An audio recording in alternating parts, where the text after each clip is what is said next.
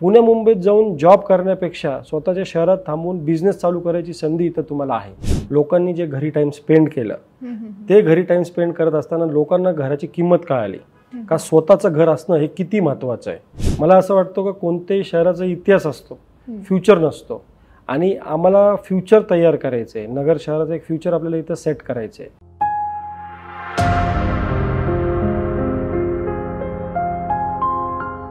नमस्कार नगरकर, आजच्या पॉडकास्टमध्ये आपण भेटणार आहोत नगरचे सुप्रसिद्ध बांधकाम व्यावसायिक श्री आशिष पोखरना यांना। नगरचे डेव्हलपमेंट, रिअल इस्टेट याबद्दलचे त्यांचे व्ह्यूज आपण आज जाणून घेऊया। हॅलो सर, कसे आहात? मस्त। सर, मला हे सांगा की बिफोर कोविड आणि आफ्टर कोविड तुम्हाला रिअल इस्टेटच्या मार्केटमध्ये काय बदल दिसतो? रेवती खूप मोठा डिफरन्स आहे। बिफोर कोविड आपण म्हणू शकतो का मार्केटमध्ये पॉझिटिव्हिटी खूप कमी होती। लोकांचं घरांकडे बघायचं दृष्टिकोन खूप नेगेटिव्ह साईडला होतं। घर ही लोकांची प्रायोरिटी कधीच नव्हती। आणि कोविडमध्ये जे ते काय काळात 3 महिने म्हणा किंवा 4 महिने ते 6 महिने लोकांनी जे घरी टाइम स्पेंड केलं ते घरी टाइम स्पेंड करत असताना लोकांना घराची किंमत कळाली का स्वतःचं घर असणं हे किती महत्त्वाचं आहे। आणि बिकॉज ऑफ दॅट लोकांना घराची किंमत कळाल्यामुळे लोकांनी घराकडचा जो आपला बाईंगचा जो एक विषय होता जो त्यांनी पेंडिंग ठेवला होता किंवा कधी प्रायोरिटी नव्हती दिली, तो आफ्टर करोना रेसिडेन्शियल युनिट्समध्ये वाढ बघायला भेटली। तर ती जी ग्रोथ झाली, ती जी ग्रोथ आहे ती आजपर्यंत आपण बघत आहोत। त्यामुळे आजपर्यंत नगरचं मार्केट म्हणा किंवा अख्ख्या महाराष्ट्राचं किंवा अख्ख्या देशाचं जो मार्केट आहे त्याला एक पॉझिटिव्हिटी आली। ती याचं मेन कारण आहे करोना। करोनामुळे लोकांना लक्षात आलं का ज्या घरात आपल्याला सगळं करायचं आहे तोच जर घर स्वतःचं नसेल किंवा आपल्याकडे घर हे विशेष नसेल तर याचा वाईट परिणाम काय असू शकतो कोरोनाने ते कळून दिलं। आणि त्याच्यामुळे लोकांनी सगळ्यांनी पहिले काय करायचं तर स्वतःचं घर करायचं याच्याकडे विषय घेतला। बरोबर, म्हणजे आपल्याला करोनाचे बरेचसे इफेक्ट आपल्याला दिसतात आणि हा पण एक इफेक्ट आपल्यालाच दिसतोय की घर किती महत्त्वाचं आहे। तर असे नगरमध्ये तुम्हाला वेगवेगळे बिल्डर्स, आपण जेव्हा एखादा कोणी घर घेतोय तर तो एखादा बिल्डर निवडतोय, तर असे काही अनऑर्गनाइज बिल्डर्स पण तुम्हाला नगरमध्ये दिसतात का? तो अनऑर्गनाइज बिल्डर्स प्रत्येक शहरात असतात, फक्त नगर नाही, ते तुम्हाला पुण्यात बी भेटतील, मुंबईत बी भेटतील। पण याच्यासाठी रेरा हा विषय आलेला आहे। गव्हर्नमेंटनी रेरा म्हणून हा कायदा चालू केलेला आहे। आणि त्याचबरोबर आमची एक असोसिएशन आहे क्रेडे म्हणून। ही क्रेडे म्हणजे सगळे रिअल इस्टेट डेव्हलपरची असोसिएशन आहे। थोडक्यात सांगायचं विषयाला तर क्रेडे जर असेल, तुम्ही क्रेडेचे जर मेंबर असताल तर तुम्ही ऑर्गनाइज्ड आणि ऑथोराइज्ड हे दोन्ही बिल्डर आहात।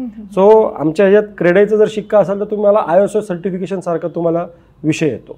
दुसरा विषय, अनऑर्गनाइज्ड बिल्डर प्रत्येक ठिकाणी असतात, कारण की ज्याचा स्वतःचा प्लॉट असतो त्याला वाटतं की मी स्वतः याच्यावरती थोडासा नॉलेज घेऊन बिल्डिंग बांधू शकतो। पण खरं बघायला गेलं का दुर्दैवाने हेच कारण आहे का ज्याच्यामुळे रिअल इस्टेट सेक्टर बदनाम आहे। काही अनऑर्गनाइज्ड अनप्रोफेशनल प्लेयर्समुळे काही चुकीचे कमिटमेंट दिले जातात, प्रोजेक्ट कंप्लीट केला जात नाही आणि त्याचा जो परिणाम आहे तो अख्ख्या कम्युनिटीला भोगावा लागतो। असे भरपूर उदाहरण मी तुम्हाला देऊ शकतो। पण लकीली रेरा हा कायदा आल्यानंतर भरपूर या गोष्टींना ब्रेक लागलेला आहे। आणि मला असं वाटतं काही काळात हे सगळे जे अनऑर्गनाइज सेक्टर आहे हे गव्हर्नमेंटच्या थ्रू किंवा सरकारच्या थ्रू हे सगळं विषय संपण्यात येईल आणि जे प्रोफेशनली काम करतात त्यांच्यासाठीच हा मार्केट ओपन राहील। नगरची आपण जर डेव्हलपमेंट पाहिली की वेगवेगळ्या गोष्टी, आता बऱ्याचशा गोष्टी डेव्हलप होतात आहे नगरमध्ये, तर नगरच्या डेव्हलपमेंटमध्ये आपण अजून काय भर देऊ शकतो याबद्दल तुम्ही काय सांगाल? मला असं वाटतं सध्या नगर डेव्हलपिंगच्या पॅचमध्ये आहे। भर घालण्यापेक्षा जे काही नगरमध्ये येतोय त्याला आपण चांगल्या प्रकारे कसं एक्सप्लोर करू शकतो पहिले आपण त्याच्यावरती कॉन्सन्ट्रेशन करायला पाहिजे। नुकतीच तुम्हाला सगळ्यांना माहिती असेल का वडगाव गुप्ताला एक 600 एकरमध्ये MIDC नवीन डिक्लेअर केलेली आहे। त्याची कशी परिपूर्णता होईल, तो प्रोजेक्ट कसा उभं राहील, आपण त्याच्यावरती फोकस केला पाहिजे। त्याचबरोबर नालेगाव साईडला 25 एकरमध्ये एक युनिव्हर्सिटीचं काम चालू आहे। तो एक ट्रस्ट थ्रू आहे, प्रायव्हेट ट्रस्ट आहे, त्याच्या थ्रू तो काम चालू आहे। ती युनिव्हर्सिटी कशी उभी राहील, त्यात कसं आपण एक्सप्लोर करू शकतो, ह्या गोष्टींवर आपण आत्ता लक्ष द्यायला पाहिजे। आपण काय होतो दरवेळेस जे गोष्टी आपल्याकडे नसतात त्याच्यावरती फोकस करतो, पण जे गोष्टी आपल्याकडे येणार आहेत त्याला आपण साईडलाईन करतो। तर मला असं वाटतं आत्ता नगरकरांसाठी भरपूर काही डेव्हलपमेंटचे प्रोजेक्ट्स चालू आहेत। आपण प्रत्येक नगरकरांनी त्याच्यावरती फोकस केलं पाहिजे। ते प्रोजेक्ट कसे कंप्लीट होतील, त्या प्रोजेक्टला काही अडचणी नाही येऊ त्यासाठी आपण प्रत्येक नगरकर काय करू शकतो, आणि हे प्रोजेक्ट कंप्लीट झाल्यानंतर ह्याचे जे ॲडव्हान्टेजेस आपल्या पुढच्या पिढीला होणार आहेत त्याचं आपण सगळ्यांनी मिळून त्याची एक नीटनेटकी संधी घ्यायला पाहिजे. बरोबर. सर, रिअल इस्टेटचं एखाद्या सिटीच्या डेव्हलपमेंटवर काय कॉन्ट्रीब्युशन असतं? रेवती, खूप सुंदर प्रश्न आहे हा.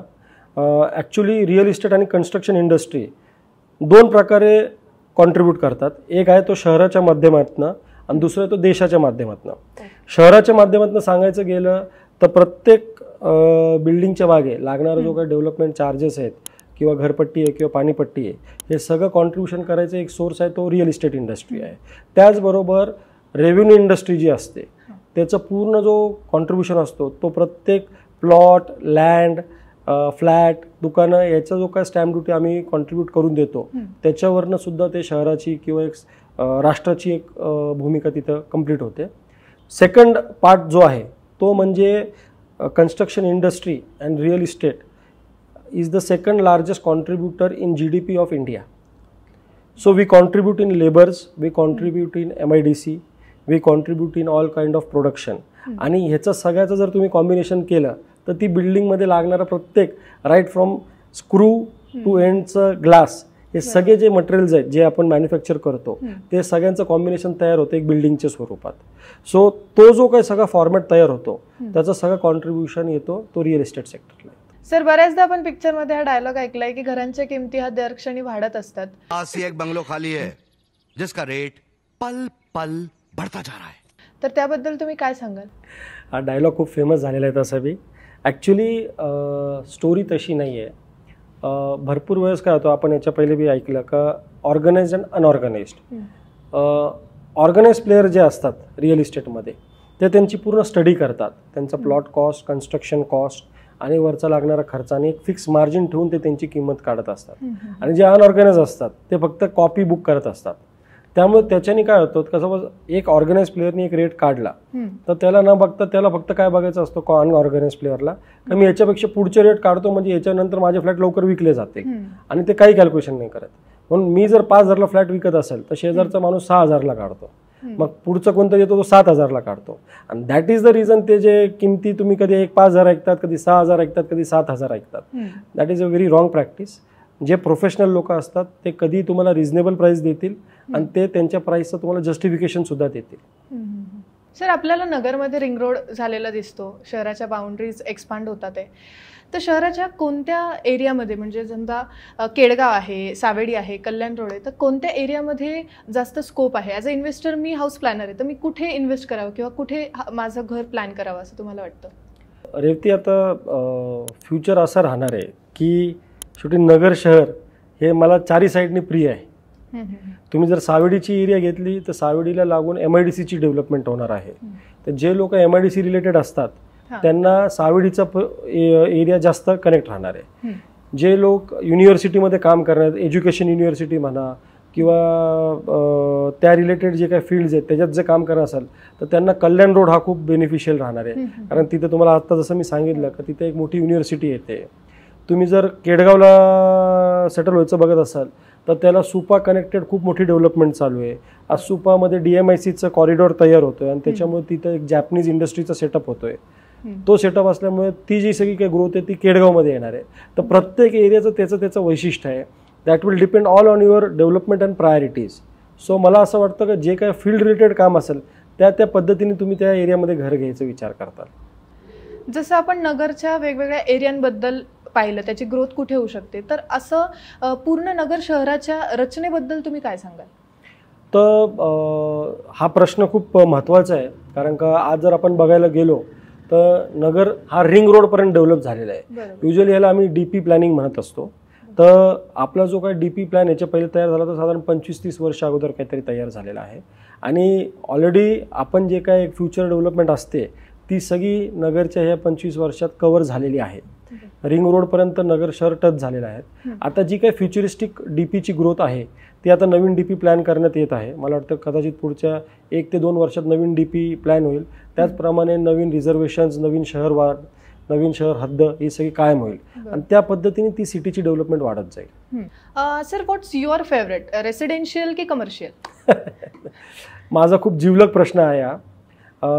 युजली मी रेसिडेन्शियलमध्येही तेवढंच काम केलं आणि कमर्शियलमध्येही तेवढंच काम केलेलं आहे. पण दोन्ही सेक्टर वेगळे आहेत, दोन्ही सेक्टरचं वेगळं महत्त्व आहे. आणि डेफिनेटली मी असं म्हणू शकत नाही की रेसिडेन्शियल प्रिय आहे आणि कमर्शियल प्रिय आहे. आपल्याला दोन्ही सेक्टर फॅक्टर इन करावे लागतील. कारण का जसं मी नेहमी म्हणत असतो, रेसिडेन्शियल आणि कमर्शियल ही दोन्ही ग्रोथ प्रत्येक शहरासाठी खूप महत्त्वाची असते. जी रेसिडेन्शियल ग्रोथ होते त्याच प्रमाणात कमर्शियल ग्रोथ बी व्हायला पाहिजे. कारण का जे आता सपोज तुम्ही सावेडीचं एक एक्झाम्पल घ्या, सावेडीची जी काही एरिया डेव्हलपमेंट होते, तुम्ही बघत असाल का रिंग रोडपर्यंत आपलं शहर वाढीव हद्द झालेली आहे. जर ते केटर करण्यासाठी माझ्याकडे तेवढं कमर्शियल ॲस्पेक्ट नसेल, त्या ठिकठिकाणी दुकाने शोरूम जर नसतील, तर प्रत्येक माणूस इन्फ्रास्ट्रक्चर खर्च करून तेवढे पैसे स्पेंड करून त्यांची गरज पुरवण्यासाठी प्रत्येक छोट्या आयटमसाठी सिटीत नाही येऊ शकत. तर जिथं रेसिडेन्शियल एरिया हब डेव्हलप होतोय तिथं कमर्शियल डेव्हलपमेंट झालीच पाहिजे. तिथं शोरूम्स, तिथं त्यांना लागणारे डेली नीड्स हे सगळे सोयीसुविधा त्यांना प्रोव्हाइड केलेच पाहिजे. त्याचप्रमाणे सिटीचं इन्फ्रास्ट्रक्चर डेव्हलप होतं आणि त्याचप्रमाणे जे लोक शहरवाडी हद्दीत राहायला जातात त्यांना तिथं गेल्यानंतर तिथलं महत्त्व कळतं. तर सर, नगर शहरामध्ये जशी इन्फ्रास्ट्रक्चरची वाढ होतीये तशाच अपॉर्च्युनिटीज वाढत आहेत का? नक्कीच. ज्या पद्धतीने आम्ही आमचं ग्रोथ करत आहोत, ज्या पद्धतीने आम्ही आमचे बिल्डिंग्स तयार करत आहोत, ते सेल होतात किंवा त्यांना कस्टमर येतो, इन्क्वायरी होते, म्हणजे त्याला 100% डिमांड आहे. आणि हे जे डिमांड आहेत किंवा हा जो सप्लाय आहे तो कोणत्याही प्रकारे एक टर्मॉलॉजी असते का एक बलून तयार झालेला आहे त्या पद्धतीने माल विकला जातो आहे, तसं काही नाही. इथं सगळे रिअलिस्टिक बायर्स आहेत. बेसिकली सांगायचा विषय असा आहे का लोकांमध्ये प्रोफेशनलिझम वाढलेला आहे. आता प्रत्येक डॉक्टर, CA, लॉयरला असं वाटतं का माझं ऑफिस स्पेस म्हणा किंवा माझं घर म्हणा हे नीटनेटकं असायला पाहिजे, तिथं सगळी सोयी सुविधा असली पाहिजे. प्रत्येक प्रोफेशनल लोकांना तो एक प्रोफेशनल अप्रोच पाहिजे. ते सगळं बघत असताना जे ते आजच्या पद्धतीने जे काही नवीन बिल्डिंग्स तयार होत आहेत ते ॲस्पेक्ट समोर ठेवूनच तयार होत आहेत. त्यामुळे नक्कीच त्या ग्रोथला डिमांड आहे, त्या सप्लायला डिमांड आहे. त्यामुळेच आज तुम्ही बघत असाल ज्या मागच्या 5 वर्षात नगर शहरामध्ये एक स्कायलाईन तयार झालेली आहे, त्याचं कारणच त्याचं रिक्वायरमेंट आहे. सर, आत्ता जसं तुम्ही सांगितलं स्कायलाईन बद्दल, तर जशा बिल्डिंगच्या मजली वाढतात आहे नगरमध्ये, त्याबद्दल तुमचं मत काय? मी 2006 सालापासून कन्स्ट्रक्शन इंडस्ट्रीमध्ये काम करतोय आणि याच्या पहिले फिक्स पॅटर्नमध्ये बिल्डिंग्स तयार व्हायचे. G+2, G+3 ह्या स्ट्रक्चरमध्येच काम चालायचं. ह्याचं खरं श्रेय जायला पाहिजे महाराष्ट्र सरकारला. त्यांनी UDCPR म्हणून आमचे काय कायद्यात बदल केलं आणि अख्ख्या महाराष्ट्रात त्यांनी एकच कायदा चालू केला, सगळीकडे एकच नियम चालू केले. त्याच्यामुळे लहान शहरमध्ये सपोज नगर असेल तर नगरमध्ये सुद्धा तुम्ही उंच इमारतीची बिल्डिंग बांधू शकतात. त्याला लागणारे जे काय बेनिफिट्स, ॲडव्हान्टेजेस ते सगळे त्या UDCPR थ्रू कव्हर झालेले आहेत. आणि त्याच्यामुळे मॅक्झिमम FSIचं पोटेन्शियल यूज होतो, मॅक्झिमम प्रीमियम यूज होतो, मॅक्झिमम TDR यूज होतो आणि ह्या सगळ्या गोष्टींचा ॲडव्हान्टेज घेऊन आपण हायराईज बिल्डिंग्स इथं बांधू शकतो. त्यामुळे तुम्ही जर जुना नगर आणि नवीन नगर बघितलं तर जुन्या नगरमध्ये तुम्हाला सगळे एक हाईटचे बिल्डिंग्स दिसतील आणि सध्या जे बिल्डिंग्स तयार होत आहेत ते काही बिल्डिंग 10 मजली, काही बिल्डिंग 13 मजली असे तुम्हाला बघायला भेटतील. त्याचं कारण आहे का जो काय आज महाराष्ट्र सरकारने एक फ्री FSI तयार केलेला आहे, त्याचा जो ॲडव्हान्टेज बिल्डर लोकांना दिलेला आहे, त्याच्यामुळे आजची जी स्कायलाईन आहे ती सगळी चेंज झालेली आहे. सर, नगर शहरामध्ये लोक घर घेतात आहे, तर त्यामागचं USP काय? USP जर सांगायला गेलो नगर शहराबद्दल तर नगर शहर हा खूप पीस लिव्हिंगचं शहर आहे. प्रत्येक पुणे, मुंबईमध्ये जे राहणारे लोक आहेत त्यांनी करोनामध्ये येऊन नगरची एक टेस्टिंग केलेली आहे. कारण नगरमध्ये राहायचा आनंद काय, एक तर सगळी गोष्ट तुमच्या एकदम जवळपास अंतरावर आहेत. दुसरी गोष्ट कोणत्याही गोष्टीची धावपळ किंवा आरडाओरडा किंवा ट्रॅफिकचं जॅम हे इथं नगरमध्ये नाही आहे. तर एक पीसफुल लिव्हिंग जे आपण म्हणतो त्या पद्धतीने ह्या नगर शहर डेव्हलप झालेलं आहे. तर कितीक लोक आम्ही बघतो पुणे मुंबईचे आमचे काही कस्टमर्स आहेत ते नगरमध्ये यासाठी घेत आहेत का ज्यावेळेस त्यांचं एक रिटायरमेंट प्लॅन तयार होईल त्यावेळेस ते इथं येऊन त्यांचं राहिलेलं आयुष्य जगण्यासाठी एक पीसफुल लिव्हिंगमध्ये येण्याचा आनंद इथं घेणार आहेत. पण आपण त्याला म्हणू शकतो एक पेन्शनर सिटीज म्हणून बी आपण त्याला ओळखू शकतो. कारण नगरमध्ये जे लोक येणार आहेत त्यांना एक आनंदाचं जो काय एक लाईफ एन्जॉय करायचं आहे तो ते नगरमध्ये येऊन एन्जॉय करणार आहेत. सर, जसं की नगरमध्ये फिरताना आम्हाला एपीचे बऱ्याचशा बिल्डिंग दिसतात, तर तुम्हाला असं कधी वाटलं नाही का की हेच आपण नगर पुणे मुंबईमध्ये जाऊन करावं? रेवती, तसं माझं सगळं एज्युकेशन पुण्यामध्ये झालेलं आहे आणि यस मला ऑपॉर्च्युनिटीसुद्धा होती का मी पुण्यात जाऊन स्टेबल तिथं काम चालू करू म्हणून. पण ते म्हणतो ना एक प्रत्येकाला आपल्याला एक शहराची ओढ असते आणि जे काम मी पुणे मुंबईत करू शकतो ते मी नगरमध्ये का नाही करू शकत. तर ती ओढ आणि ती लगनच मला खरं नगरमध्ये परत घेऊन आली आणि त्याच्यामुळेच मला असं वाटलं की जे आपण पुणे मुंबईत करू शकतो ते आपण नगरमध्ये का नाही करू शकत. म्हणून नगरकरांसाठी म्हणा आणि स्वतःचा एक आपला सेल्फ सॅटिस्फॅक्शन असतो का आपण आपल्या लोकांसाठी काहीतरी केलेलं आहे. त्यामुळे नगरमध्ये काम करायला मला कधीही जास्त इंटरेस्ट होतं आणि आजही ते आणून आनंद आणि अभिमान आहे की मी नगरमध्ये अशा प्रकारचे बिल्डिंग्स तयार करतोय. सर, नगरचं जर मार्केट आपण बघितलं तर त्यात इनोव्हेशनच्या दृष्टीने तुम्ही काय सांगाल? सो इनोव्हेशन हा जो टर्म आहे Revati, it is a phase. तो असं रातोरात इनोव्हेशन असं होत नसतो. फॉर एक्झाम्पल जर तुम्ही बघितलं तर पहिले आपण black and white T V बघायचो, त्यानंतर कलर टी व्ही आलं, दूरदर्शन आलं, त्यानंतर सिरियल्स चालू झाले, त्यानंतर डिश टी व्ही झालेत आणि आजचं काल असं आहे का त्यात इन्फ्लुएन्सर्स, ॲड एजन्सीज अशा पद्धतीने ही सगळं आता तुमची इंडस्ट्री टर्नआउट झालेली आहे.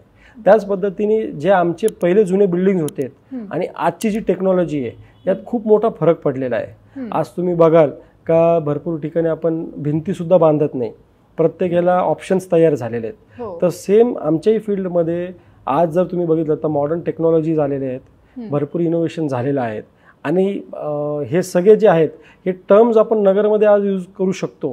ह्याचंच मला असं वाटतं की हे एक मॉडर्न कॉन्सेप्ट नगरमध्ये तयार झालेला आहे. त्यामुळे मला असं वाटतं की इनोव्हेशन हा वेगळ्या वेगळ्या पद्धतीने तयार होत असतो आणि प्रत्येक फील्डमध्ये तयार होत असतो. सर, आपण बऱ्याचशा बिल्डिंग पाहतो, पण जेव्हा मी एपीची बिल्डिंग पाहते तर मला एस्थेटिकपणा खूप दिसून येतो. तर त्याबद्दल तुम्ही काय सांगाल? ह्याला स्वतःतली ती आवड पाहिजे. बेसिकली बिल्डिंग ही तुमची स्वतःची छवी दाखवते आणि मला नेहमीच एक चांगला प्रोडक्ट तयार करण्याचा आनंद आहे. मी ज्यावेळेस मी कोणती बिल्डिंग तयार करतो तर मी डेफिनेटली हे बघतो का ते बिल्डिंग त्या एरियाला किती अपील करते किंवा त्यातले जे युनिट्स आहेत ते जे काही धारक करणारे लोक आहेत त्यांना त्या बिल्डिंगचं एलिव्हेशननी काय ॲडव्हान्टेज होऊ शकतो आणि it is really very effective. कारण का एक चांगली बिल्डिंग घ्या आणि त्याच्या शेजारीच एक तुम्ही नॉर्मल रेग्युलर बिल्डिंग तयार केलेली घ्या, कधी कस्टमर आणि त्याचे येणारे जे काही लोक आहेत ते प्रेफरन्स त्या चांगल्या बिल्डिंगला देतील. कारण का तिथं त्यांना सगळी सोयी भेटतात, तिथं त्यांना तो एक एलिव्हेशनचा ॲम्बियन्स भेटतो आणि त्याच्यामुळे नक्कीच तुमच्या बिझनेसमध्ये सुद्धा वाढ होते. सो माझा नेहमीच ठराव राहिलेला आहे का जे काय करायचं ते मनाने करायचं आणि end to end product ready करायचं. हाफ हार्टेड कोणतंही काम करू नये, पूर्ण करायचं असेल तरच ते प्रोजेक्ट हातात घ्यावे. प्लस अजून एक विषय काय असतो की आपले जे बिल्डिंग्स आहेत ते आजूबाजूच्या एरियाला सुद्धा डिफाईन करत असतात. मी एक चांगली बिल्डिंग केली तर त्याच्या आजूबाजू एरिया जी तयार होते ती चांगली तयार होते, तिथे येणारी कम्युनिटी चांगली येते. हे आपली गरज आहे का आपण आपल्या भाग म्हणजे जो शहरचा भाग आहे त्याला काय पद्धतीने आपण डेव्हलप करतो. नॉर्मल बिल्डिंग करण्यापेक्षा जर तुम्ही एक चांगली बिल्डिंग बांधतायत आणि त्याच्या आजूबाजू जर इन्फ्रास्ट्रक्चर चांगलं तयार होतोय तर तो तुमचं खरं स्किल आहे आणि तो तुमचा प्रोफेशन रिलेटेड जॉब आहे. सर, अशी खूप लोक आहेत जी पुण्यावरून शनी शिंगणापूरला जाताना किंवा शिर्डीला जाताना नगरहून जातात, तर त्यासाठी जर नगरकरांना काय फायदा होऊ शकतो? ह्याला जर आपण उत्तर द्यायचं म्हटलं रेवती तर विषय असा आहे का वी आर रिअली ब्लेस्ड. कारण का नगर ही पिलग्रिमेज सिटी म्हणून ओळखली जाते. नगरच्या अवतीभोवती शनी शिंगणापूर, शिर्डी, आनंद ऋषी महाराजांची समाधी, त्याचबरोबर मेहरबाबाची समाधी असे मोठे मोठे सेंटर्स इथं तयार झालेले आहेत. आणि ह्याचं उदाहरण सांगायचा विषय असा आहे की ह्या प्रत्येक ठिकाणी येणारे जो काय त्यांचं भक्त लोक आहेत ते प्रत्येक भक्त लोक आता इथं स्थानिक व्हायचा विषय बघतायत. इथं भरपूर लोक आमच्याकडे असे आहेत जे शनी शिंगणापूरसाठी येतात पण ते इथं आमच्याकडे प्लॉट घेऊन जातात, फ्लॅट्स घेऊन जातात आणि हे रिअली आम्ही सगळ्यांनी वर्कआउट केलेलं आहे. मेहरबाबा एरियाला तुम्ही गेले तर तिथं जे काही लेआउट झालेत तिथं भरपूर तुम्हाला फॉरेनर्सचे बंगले दिसतील, तिथं भरपूर तुम्हाला हैदराबाद, बँगलोर असे लोकांचे घरं दिसतील. तर ही जी ग्रोथ आहे ती बेसिकली आपले जे आजूबाजू तयार झालेले पिलग्रिमेज सेंटर्स आहेत त्यांचा एक वारसा आपल्याला इथं भेटतो आणि ते ओरिएंटेड जे त्यांचे डिवोटीज असतात त्यांना नगरमध्ये आता राहायची इच्छा तयार झालेली आहे आणि ते नगरमध्ये इन्व्हेस्टमेंट सुद्धा करायला तयार झालेले आहेत. सर, तुम्हाला 10 वर्षांपूर्वीचं नगर आणि आत्ताचं नगर यामध्ये काही बदल दिसून येतो का? मला वाटतं सगळ्यांनाच नक्की बदल दिसून येतो आणि हा बदल खूप मोठा आहे. 10 वर्षाची जर बेसिक तुम्ही पॉप्युलेशन घेतली आणि आजची पॉप्युलेशन घेतली तर यातच दुप्पटचा फरक आहे. तर जशी मायग्रेशन वाढतो किंवा जशी शहर वाढतो किंवा त्याचे पॉप्युलेशन वाढते त्याच पद्धतीने त्याचा इन्फ्रास्ट्रक्चर वाढतो, त्याच पद्धतीने त्यांचे रेसिडेन्शियल युनिट्स वाढतात, त्याच पद्धतीने commercial units, showrooms, malls, multiplexes, infrastructure सगळे बेसिक नीड्स वाढतात. तर नक्कीच 10 वर्षाच्या अगोदरच्या नगरमध्ये आणि आजच्या नगरमध्ये दुप्पटचा फरक आहे आणि ते तुम्ही सगळेजण अनुभव घेत आहेत त्याचा. सर, AP इनकॉर्पची जी टॅगलाईन आहे वी द फ्युचर, यामागे तुमचा काय पॉईंट ऑफ व्ह्यू आहे? सो वी द फ्युचर हा बेसिकली एक शहराच्या डेव्हलपमेंटच्या हिशोबानेच आम्ही ही आमची टॅगलाईन तयार केलेली आहे.